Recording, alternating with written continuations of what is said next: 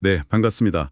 오늘은 물류, 그리고 공급망 분야의 ESG 경영, 그중에서도 특히 사람에 대한 이야기를 좀 깊이 나눠볼까 합니다.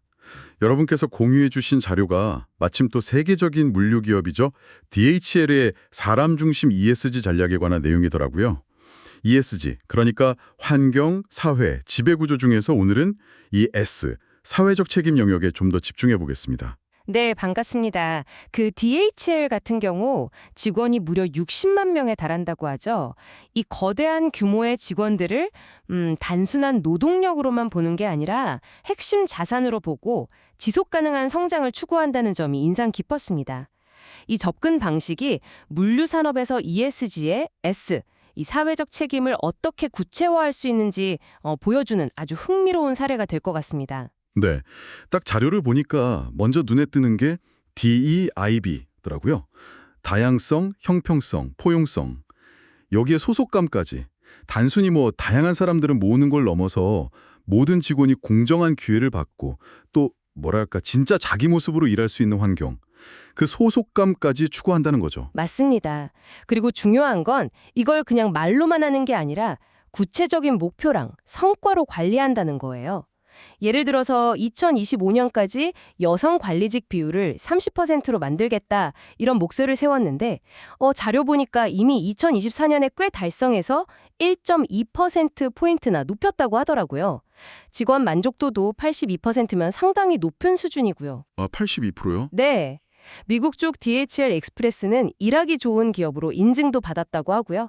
이런 구체적인 수치들이 결국 DEIB가 그냥 좋은 말이 아니라 실제 경영 성과로도 이어질 수 있다는 걸 보여주는 거죠. 82% 만족도면 진짜 높은 것 같은데 이게 보통 어느 정도 수준인 거예요? 혹시 비교할 만한 데이터가 있을까요? 나 된다는 응답도 있었어요. 결국 이런 공정한 기회, 또 포용적인 문화가 직원 만족도의 진짜 핵심 기반이 되는 셈이죠. 그렇군요. 확실히 직원들이 만족해야 회사도 성장하는 거니까요. 그럼 직원들의 역량을 키우는 측면에서는 어떤 점들이 좀 주목할 만한가요? 저는 고그린 전문가 프로그램, 이게 굉장히 흥미로웠습니다. 2025년까지 전 직원의 80%를 기후변화 대응 전문가로 만들겠다, 이런 목표인데 이미 74%가 인증을 받았다고 해요. 사실 물류기업 탄소 배출이라는 게 그 상당 부분이 현장 운영에서 나오잖아요. 네, 그렇죠. 배송이나 창고 운영 같은 거요? 맞아요. 그러니까 60만 명이나 되는 직원들의 행동 하나하나를 바꾸는 게 실질적인 탄소 감축 효과랑 직결된다. 이런 전략적인 판단이 깔려 있는 거죠. 그래서 배송기사님들한테는 에코 드라이빙을 가르치고 창고 직원들한테는 에너지 효율적으로 작업하는 방식을 교육하고 이런 식입니다. 와, 전 직원의 80%를 기후 전문가로 만들겠다니 목표가 정말 야심찬데요.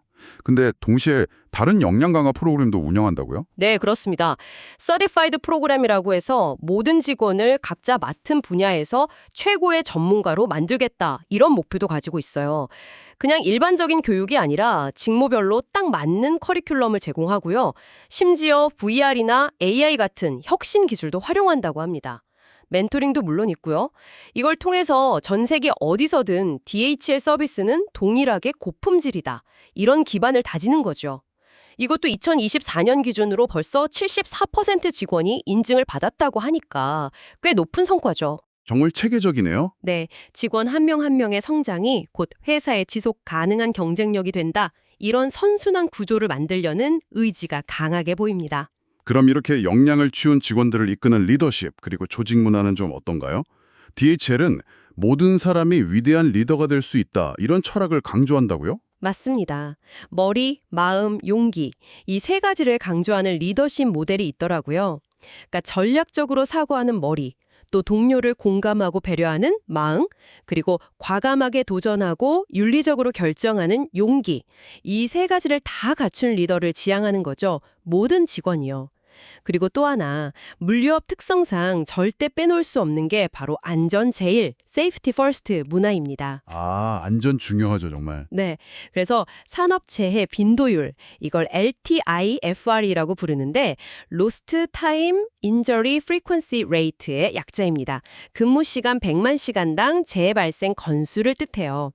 이 LTIFR 수치를 2025년까지 3.1 이하로 낮추겠다, 이런 아주 구체적인 목표를 세웠습니다. 단순히 구호에만 그치는 게 아니라 정말 수치 목표까지 설정하고 관리하는군요. 네. 그리고 이걸 달성하기 위해서 뭐 스마트 안전모라든지 웨어러블 기기 아니면 AI 카메라 같은 첨단 기술을 현장에 도입해서 위험 요소를 체계적으로 줄여나가고 있다고 합니다. 안전은 그냥 외치는 게 아니라 시스템과 기술 그리고 문화로 만들어가야 한다는 걸 잘 보여주는 사례죠. 이런 노력들이 다 합쳐져서 아까 말씀드린 그 높은 직원 만족도 82%라는 만족도와 또 자부심으로 이어지는 거라고 봅니다. 아, 그래서 앞서 말씀하신 직원 의견 조사 결과가 그렇게 높게 나왔군요.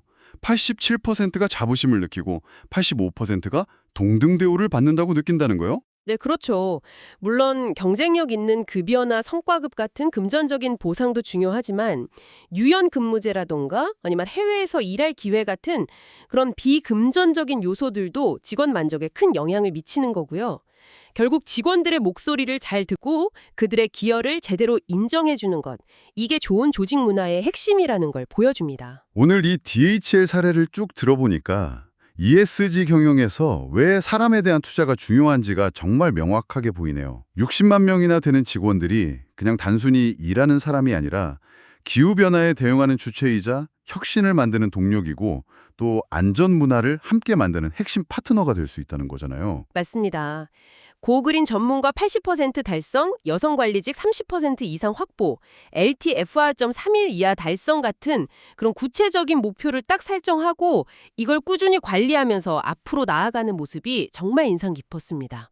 결국 핵심은 직원이 만족하고 성장하는 회사를 만드는 것이 지속 가능한 성장을 위한 가장 확실한 길이다라는 메시지를 던져주는 것 같아요. 그렇다면 마지막으로 여러분께 이런 질문을 한번 던져보고 싶습니다. 여러분의 조직에서는 어떻게 하면 모든 구성원이 단순히 주어진 정책을 그냥 따르는 것을 넘어서 오늘 살펴본 DHL 사례처럼 회사의 지속 가능성 목표 달성에 진심으로 기여하고 이걸 조직 문화로 깊숙이 뿌리내리게 할 수 있을까요? 각자의 자리에서 한번 고민해 보시면 어떨까 싶습니다.